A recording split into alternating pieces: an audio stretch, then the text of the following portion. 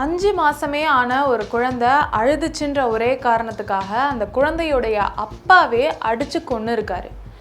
இப்படி ஒரு மனநிலை எப்படி ஒருத்தருக்கு வரும்?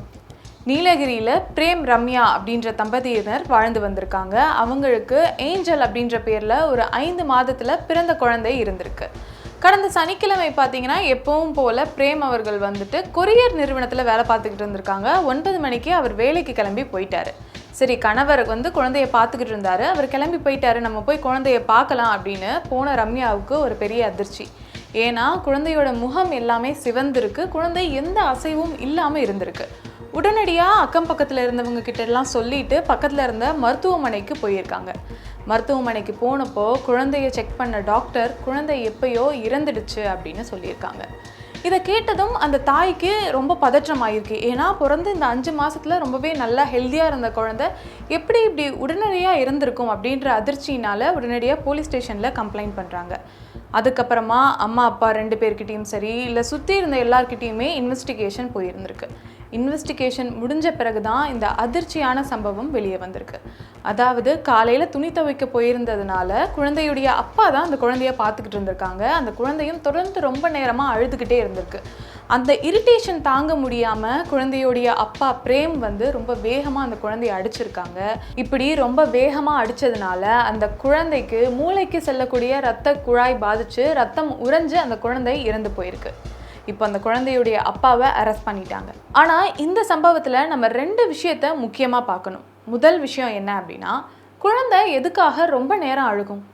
குழந்தையோட ஒரே மோட் ஆஃப் கம்யூனிகேஷன் எடுத்துக்கிட்டோம்னா அது அழுகை மட்டும்தான். சில குழந்தைகள் பசி அதிகமாக இருக்குது அப்படின்னா அழுகும். சில குழந்தைகள் நீங்கள் பால் கொடுத்து முடிச்சுட்டு உடனே கீழே போட்டிங்க அப்படின்னா ரொம்ப வயிறு உபசலாக இருக்கும், அது எகுத்து வர்றதுனால அந்த குழந்தை அழுறதுக்கான வாய்ப்புகளும் அதிகமாக இருக்குது. சில குழந்தைகள் நீங்கள் ரூம் ரொம்ப சூடாக இருக்குது அப்படின்னாலும் அழுகும், இல்லை ரூம் ரொம்ப கோல்டாக இருக்குது அப்படின்னாலும் அழுகும். சில குழந்தைகள் பூச்சி ஏதாவது கடிச்சிருச்சு அப்படின்னா அழுகும். அந்த சமயத்தில் உடனே நீங்கள் குழந்தைகளை ஃபுல்லாக அண்ட்ரெஸ் பண்ணி எங்கேயாவது பூச்சி கடிச்சிருக்கா அப்படின்னு பார்க்கணும். சில குழந்தைகள் யூரின் போகிறதுக்கு முன்னாடியே ஒரு சின்ன கடுகடுப்பு ஏற்படும், அதுக்காக அழுகும். இன்னும் சில குழந்தைகள் எடுத்துக்கிட்டிங்க அப்படின்னா யூரினோ மோஷனோ போயிட்ட பிறகு அந்த ஈரப்பதம் இருக்கும் இல்லையா, அது ரொம்ப நசநசன்னு இருக்குன்றதுக்காக இந்த குழந்தைகள் அழுகும்.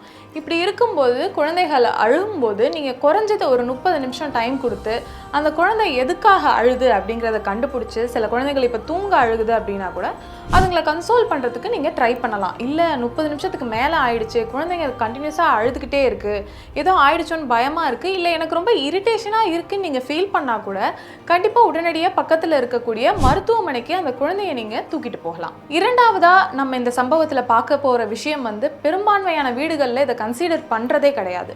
பெற்றோருடைய மனநலம்.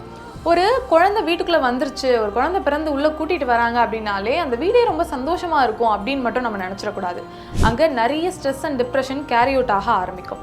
ஏன்னா பெற்றோர்களால் முன்னாடி இருந்த மாதிரி ஒற்றுமையாக நிறைய நேரம் ஸ்பெண்ட் பண்ண முடியாது.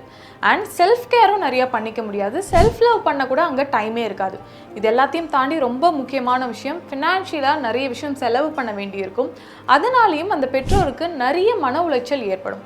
இப்படி இருக்கும்போது இந்த சம்பவத்தை எடுத்துக்கிட்டோன்னா கூட அன்றைக்கி ஒரு நாள் அந்த குழந்தை அழுதுனால இவர் டென்ஷன் ஆகி அடிச்சிருப்பாரான்னு கேட்டால் கிடையாது.